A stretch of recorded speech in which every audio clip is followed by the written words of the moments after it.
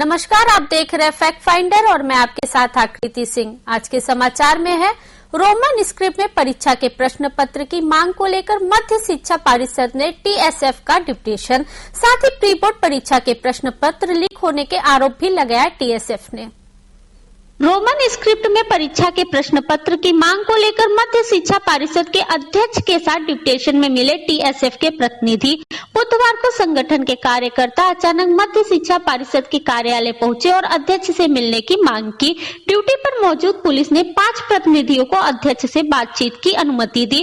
प्रतिनिधि मंडल के अध्यक्ष डॉक्टर धनंजय गंगा चौधरी से चर्चा की। डिप्टेशन के बाद पत्रकारों से बात करते हुए टीएसएफ नेता ने कहा कि हाल ही में 10वीं और 12वीं की कक्षा की प्री बोर्ड परीक्षा हुई थी, जिसमें प्रश्न लीक होने के आरोप है। इस पर परिषद के अध्यक्ष ने कहा कि प्री बोर्ड परीक्षा मध्य शिक्षा परिषद द्वारा नहीं ली गई थी, बल्कि इसे स्कूल ने आयोजित किया था, इसलिए प्रश्न पत्र लीक होने की जिम्मेदारी स्कूल प्रशासन की होगी। रोमन स्क्रिप्ट में प्रश्न पत्र को लेकर परिषद के अध्यक्ष ने कहा कि राज्य सरकार के निर्णय के बाहर परिषद कुछ भी नहीं कर सकती। আপনারা সবাই জানেন প্রি বোর্ড এক্সামিনেশন চলে আছে 10 আর 12।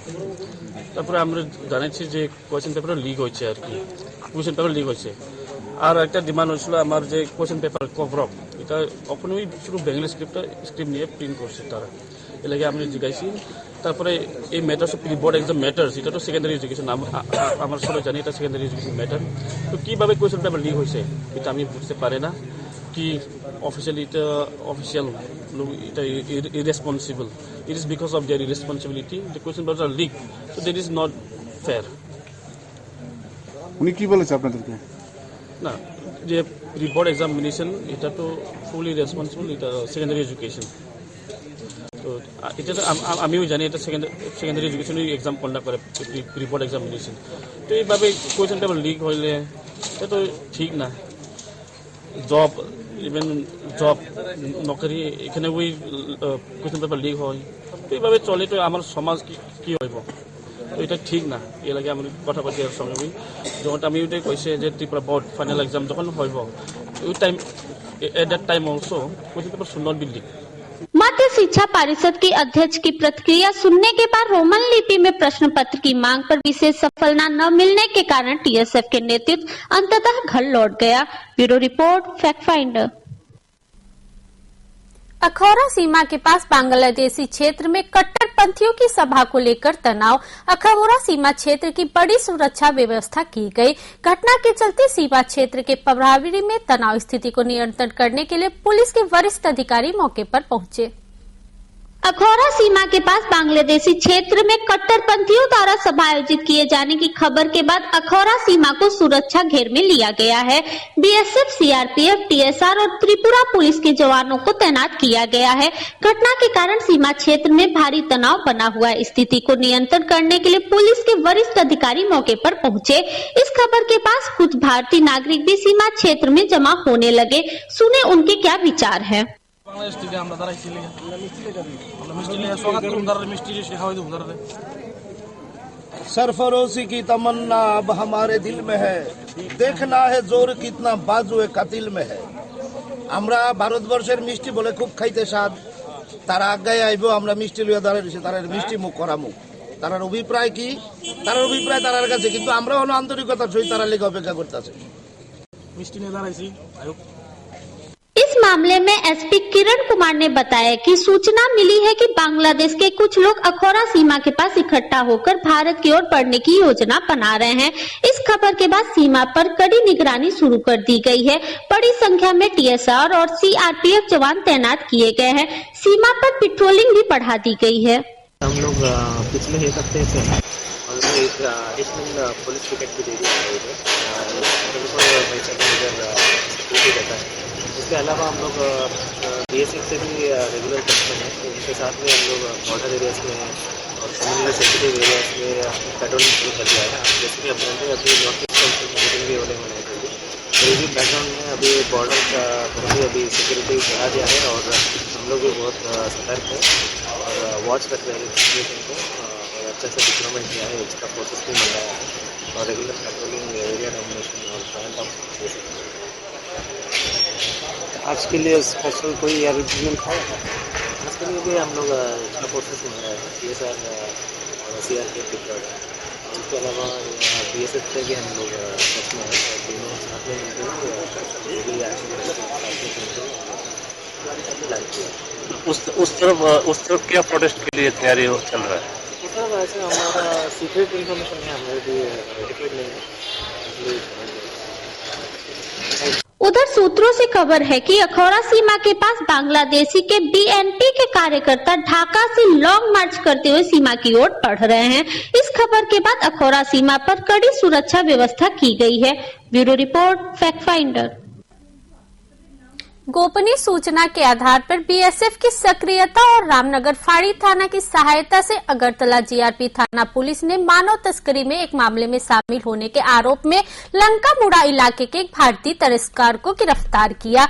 आरोपी कई दिनों से बांग्लादेशी नागरिकों को अवैध तरीके से सीमा पार कराकर रेल मार्ग के जरिए भारत के विभिन्न स्थानों पर भेजने का काम कर रहा था।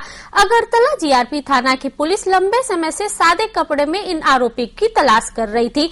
इसी क्षेत्र में और भी मानव तस्करों के नाम सामने आ गए हैं। पुलिस के वरिष्ठ अधिकारियों ने कहा कि उन्हें जल्द ही कानून के दायरे में लाया जाएगा। फिलहाल अगरतला GRP थाना की पुलिस आरोपी से पूछताछ कर रही है। बुधवार को उन्हें अदालत में पेश किया गया।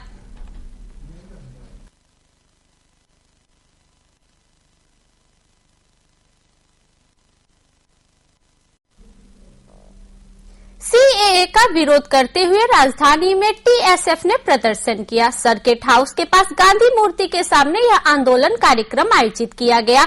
आज ही के दिन केंद्र सरकार ने दिल्ली में CAA बिल पेश किया था।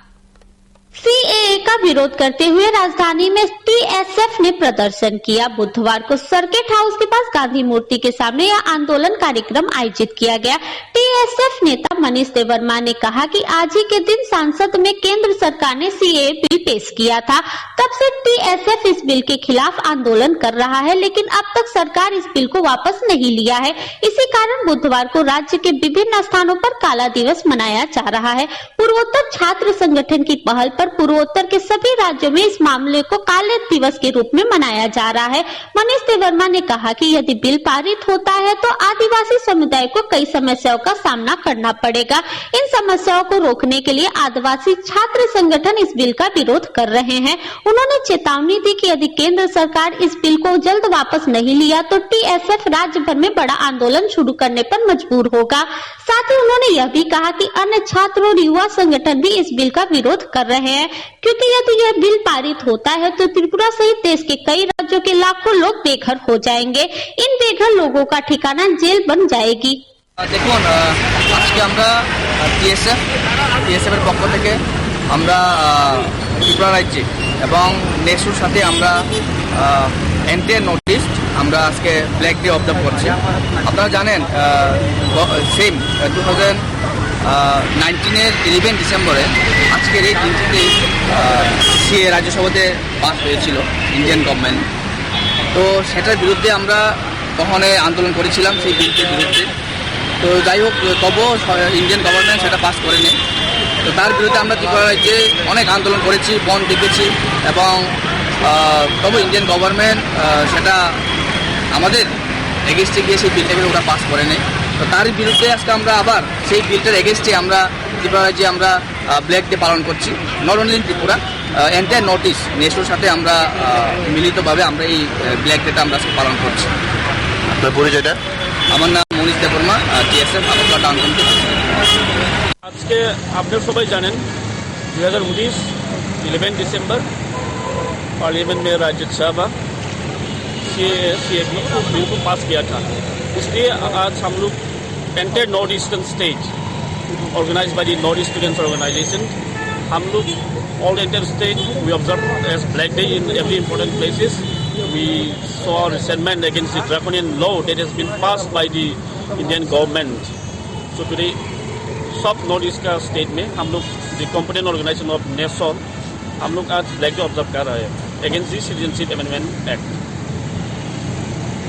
TSF के आंदोलन को देखते हुए सर्किट हाउस के पास किसी भी अप्रिय घटना को रोकने के लिए भारी संख्या में पुलिस और TSR बल तैनात किया गया है। Bureau report, fact finder.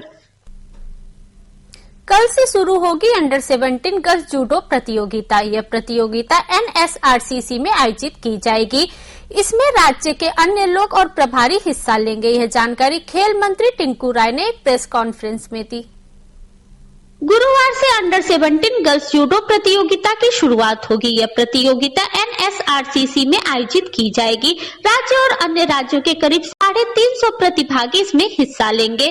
खेल मंत्री टिंकू राय ने बुधवार को सचिवालय में आयोजित एक प्रेस कॉन्फ्रेंस में यह जानकारी दी। उन्होंने बताया कि इस प्रतियोगिता का उद्घाटन मुख्यमंत्री डॉक्टर माणिक शाह करेंगे। টোটাল 31টা গ্রুপে সেখানে খেলাধুলায় অংশগ্রহণ করবে এবং কোচ এবং ম্যানেজার সেই সংখ্যাটাও 71। তো টোটাল যদি আমরা দেখি প্রায় 350 কাছাকাছি প্রতিনিধি আসবে এবং আমাদের সেই টুর্নামেন্ট হবে এবং আমরা এই ন্যাশনাল গেমসের জুডোতে আপনাদের বলতে খুশি হচ্ছে জুডো আমাদের রাজ্যে যারা খেলোয়াড়রা আছে তারাও ইতিমধ্যে কিন্তু যতগুলো টুর্নামেন্টে তারা অংশগ্রহণ করেছে কোনো অংশেই পিছিয়ে নেই। আমরাও আশাবাদী এবারে যে আমরা যেহেতু হোস্ট করছি আমাদের রাজ্যের যারা খেলোয়াড়রা মেয়েরা ভালো রেজাল্ট করবে। এর আগে যে খেলাধুলাগুলো হয়েছে আমি যদি তার সংক্ষিপ্ত বলি আপনাদেরকে 65 ন্যাশনাল স্কুলস গেম জুডো যেটা হয়েছিল 19-20-এ তখন আপনারা জানেন কোভিড ছিল। কোভিড এর কারণে খুব প্লেয়াররা বেরোতে পারেনি, তারপরেও কিন্তু আমরা একটা ব্রোঞ্জ জিতেছিলাম। কিন্তু যেটা 22-23-এ যে হয়েছিল 66 ন্যাশনাল স্কুলস গেম সেখানে কিন্তু আমরা ভালো রেজাল্ট করেছি। আমরা একটা গোল্ড এবং 2টা সিলভার একটা ব্রোঞ্জ মেডেল আমাদের রাজ্যের ছেলেমেয়েরা জিতেছে। 67 ন্যাশনাল স্কুলস গেম যেটা হয়েছিল 2023-24 সেটা তো আমরা কিন্তু একটা গোল্ড একটা সিলভার এবং 4টা ব্রোঞ্জ মেডেল আমাদের প্লেয়াররা জিতেছে। 24-25 সেটা তো আমরা একটা ব্রোঞ্জ জিতেছে। इधर इस प्रतियोगिता के आयोजन को लेकर NSRCC को सजाया जा रहा है। प्रेस कॉन्फ्रेंस में खेल विभाग के सचिव टीके चक्रवर्ती भी मौजूद थे। Bureau report fact finder. अभी के समाचार में बस इतना ही। बाकी खबरों के लिए देखते रहें fact finder, real news real time. नमस्कार।